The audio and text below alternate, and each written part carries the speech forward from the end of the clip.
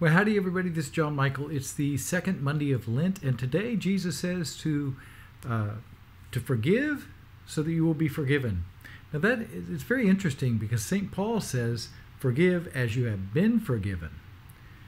So there's a grace part of it, that we forgive as we are forgiven. We give as we have received. That's appropriate, by the way.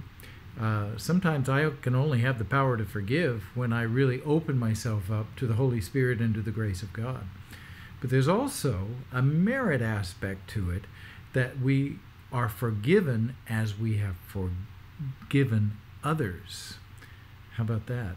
That's a little scarier, because sometimes I'm not very forgiving with people. I don't know about you guys. You know, sometimes I don't forgive much, and then I expect to be forgiven.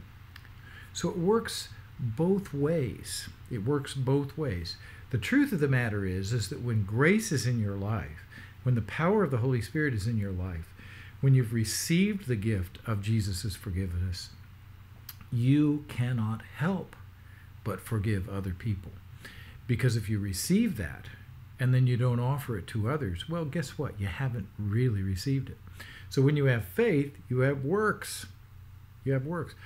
The Lutherans and the Catholics have recently reached an accord on this. They say, guess what? Bury the hatchet. That's an old argument. Doesn't work anymore. Because when you really have faith, you're going to produce works. And if you're doing works that are really righteous works, they're coming forth from faith. You can't separate the two. You can't.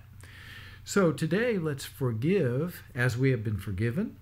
And let's also be forgiven because we have forgiven others. That's my prayer for you guys. I love you. All things are possible with God.